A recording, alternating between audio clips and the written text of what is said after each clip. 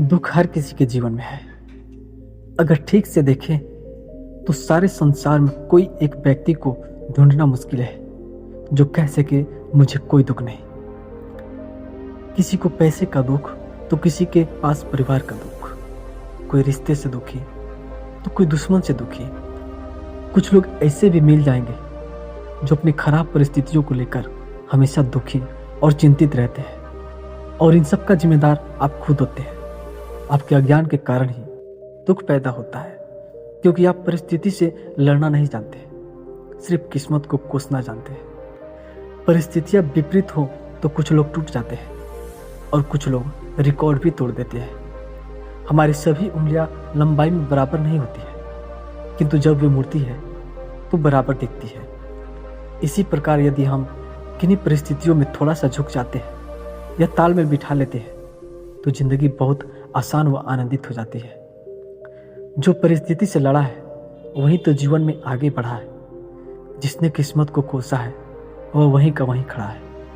एक दर्पण अपनी काबिलियत का कभी नहीं बदलता, फिर चाहे वह 2 टुकड़ों में विभाजित ही क्यों न हो जाए या फिर 1000 टुकड़ों में। इसीलिए अपने असली बर्ताव को कभी नहीं बदलना चाहिए, चाहे कैसी भी परिस्थिति क्यों ना हो। परिस्थिति कैसी भी हो, मन यदि स्वीकार कर ले तो उसी में सुख है। परिस्थितियों से हारे नहीं, जमकर मुकाबला करें। एक बार एक नौजवान लड़का अपनी खराब समय को लेकर बहुत परेशान था। बहुत प्रयास कर लिया था, उसके घर की हालात को ठीक नहीं कर पाया था। और एक दिन उसके मन में एक विचार आया है कि ऐसी गरीबी में जीकर क्या करेंगे, मेरे जीवन में दुख ही दुख है। उस लड़के ने आत्महत्या करने के विचार से एक पहाड़ की चोटी पे पहुंच गया और वहीं पर फूट फूट कर रोने लगा। तभी उस रास्ते से गुजर रहे महात्मा बुद्ध के कुछ शिष्यों ने रोने की आवाज सुनी।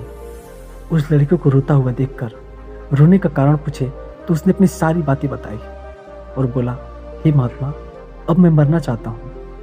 बुद्ध के शिष्यों ने समझाया कि तुम्हें मेरे गुरु जी के पास चलना होगा, वो तुम्हें इस दुख से जरूर बाहर निकाल सकते हैं। वो बहुत ही ज्ञानी महात्मा है। अगर महात्मा की बातों से तुम सफल नहीं हुए तो इसी जगह पे आकर आत्महत्या कर सकते हो। और नौजवान लड़के ने उनकी बात मान ली और उनके साथ कुटिया में चल दिया। वहां पहुंचकर देखा महात्मा के पास लोगों की भीड़ लगी हुई है और सभी दुखी होकर कुटिया में जा रहे हैं और हंसते हुए बाहर निकल रहे हैं। लड़के को बड़ा आश्चर्य हुआ, मन ही मन सोचने लगा, मेरा भी दुख दूर हो सकता है। कुटिया से आ रही एक औरत से उसने संत के बारे में पूछा तो उस औरत ने बताया कि ये तो बहुत बड़े ज्ञानी साधु है, इन्होंने अपनी बुद्धि और ज्ञान से कितने लोगों की जीवन बचाई है। सभी दुख का इलाज उनके पास है। लड़का बहुत खुश हुआ। उसने भी महात्मा के पास गया और महात्मा को प्रणाम किया। बुद्ध के चेहरे की शांति भाव को देखकर लड़के का मन बोझ से हल्का हो गया।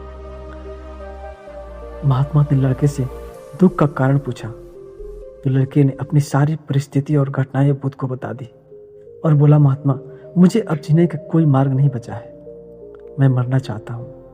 बुद्ध ने बड़ी ध्यान से उनकी सारी बातें सुनी और बोले, देख बेटा, तुम्हें कोई दुख नहीं है। दुख का कारण है तुम्हारा अज्ञान।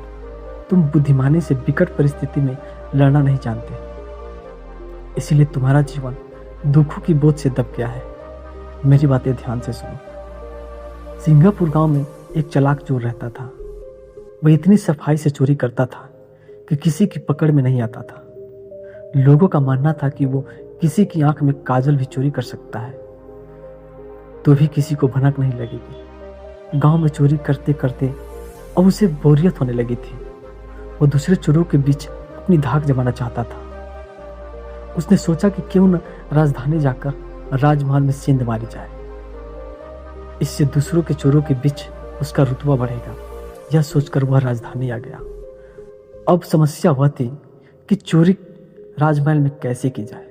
वहां सुरक्षा में पहरेदार 24 घंटे तैनात रहते थे।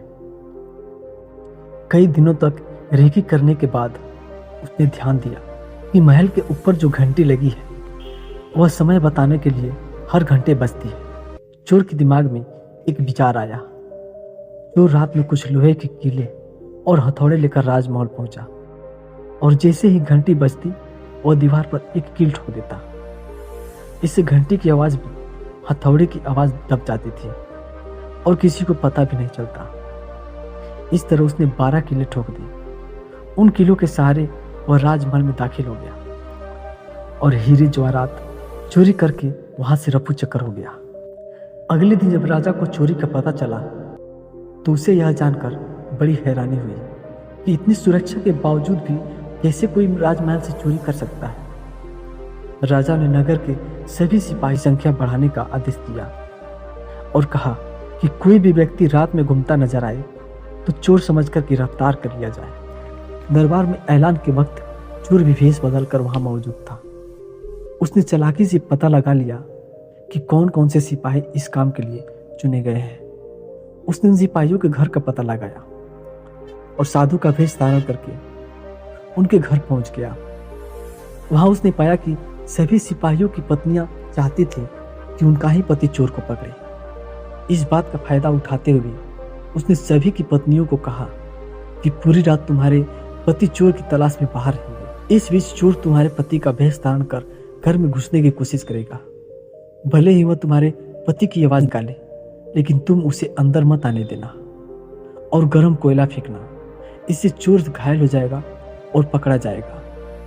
पत्नियों ने उसकी बातें मान ली। वहीं सिपाही पूरी रात गश्त करते रहे और चोर की तलाश करते रहे। सुबह के 4 बज गए थे। सभी सिपाही चोर को ढूंढते ढूंढते थक गए। तभी सारे सिपाहियों ने सोचा जब घर चलकर आराम कर लेते हैं। जब वे घर पहुंचे तो दरवाजा खटखटाया तो पत्नियों को शक हुआ। उन्होंने सोचा कि साधु की बात सच हो गई। जरूर ये चोर है जो भेष बदल कर आया है। वे जलता हुआ कोयला अपने पतियों पर फेंकने लगे। इससे सारे सिपाही घायल हो गए। उसने अस्पताल में भर्ती कराना पड़ा। दूसरे दिन राजा को जब सारी बात पता चली तो वह चिंतित हो गया। उसने फौरन कोतवाल को आदेश दिया कि जितनी जल्दी हो सके उस चोर को पकड़ लिया जाए। कोतवाल ने शहर में पहरा देना शुरू कर दिया। इस दौरान कोतवाल को एक युवक आता दिखाई दिया। कोतवाल ने उस लड़के से पूछा, कौन हो तुम? युवक ने कहा, मैं चोर हूं। कोतवाल को यकीन नहीं हुआ। भला इस तरह कोई खुद को चोर कैसे बता सकता? उससे लगा युवक मजाक कर रहा है। कोतवाल ने आगे कहा, अगर तुम चोर हो तुम्हें जेल में बंद करने का आदेश मिला है। युवक तैयार हो गया। कोतवाल उसे लेकर एक कमरे में गया, जिसे देखकर चोर ने बोला कि कोतवाल साहब, इस जेल को तो कोई भी खोल सकता है। कोतवाल बोला, इसे खोला नहीं जा सकता। तो चोर बोला, आप अंदर जाइए, मैं बताता हूँ इसे कैसे खोल सकते हैं। कोतवाल मान गया और जैसे ही अंदर गया चोर ने दरवाजा बंद करके लॉक कर दिया और हंसते हुए बोला, मैंने पहले ही बोला था कि मैं चोर हूं, आप माने नहीं। कोतवाल पूरी रात जेल में बंद रहा। सुबह सिपाहियों की मदद से कोतवाल किसी तरह से बाहर आया और राजा के पास जाकर उसने सारी कहानी सुनाई। पूरी बात सुनकर राजा दंग रह गया और उसने खुद चोर को पकड़ने का फैसला किया। रात होने पर राजा ने गश्ती देना शुरू किया। इस दौरान चोर ने साधु का भेष बनाया और पेड़ के नीचे धुनी जमा कर बैठ गया। गश्त के दौरान राजा इधर उधर के चक्कर काट रहा था। इस दौरान उसने पेड़ के नीचे साधु को बैठा देख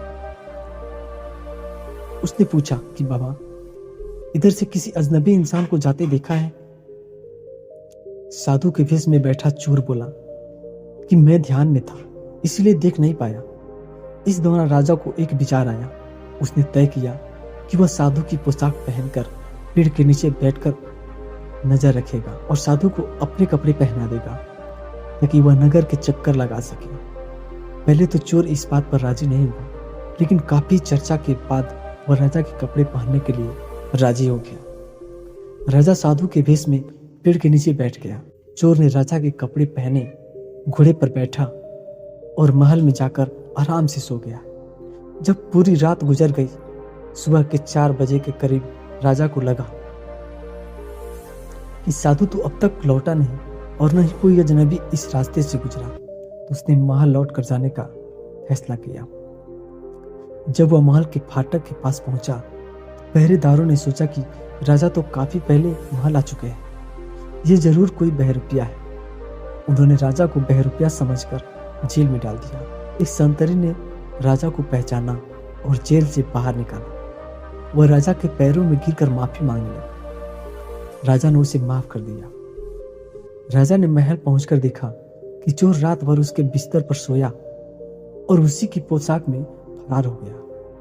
अगले दिन राजा ने ऐलान किया कि अगर चोर उसके सामने आ जाएगा तो उसे बख्श दिया जाएगा, साथ ही साथ उसे इनाम भी दिया जाएगा। चोर वहां मौजूद भीड़ में सब कुछ सुन रहा था और उसी भीड़ से निकलकर बोला कि मैं ही चोर हूं। सबूत के तौर पर उसने राजा को उसकी पोशाक दिखाई और चोरी का सारा सामान भी वापस कर दिया। उसने अपने वादे के मुताबिक चोर को माफ कर दिया। राजा ने भेंट में उसे एक गांव दिया, साथ ही वादा किया कि भविष्य में वह कभी भी चोरी नहीं करेगा। इस तरह चतुराई के बल पर चोर ने खुद को साबित किया और खुशी खुशी जीवन यापन करने लगा। दोस्तों, कहानी से सीख हमें ये मिलती है कि अगर इंसान में बुद्धिमानी और समझदारी है तो विषम परिस्थितियों में भी खुद को साबित कर सकता है। काल्पनिक कहानी में हमारा उद्देश्य ये बिल्कुल नहीं कि आप भी चोर बन जाएं, लेकिन हाँ, चोर ने जिस तरह से अपनी परिस्थितियों को समझा और उस परिस्थितियों को अपने अनुकूल बनाया, आपके पास भी अगर ऐसी विकट परिस्थितियां हैं, अपनी बुद्धिमानी से अपनी बिगड़ी हुई परिस्थिति को सही कर सकते हैं।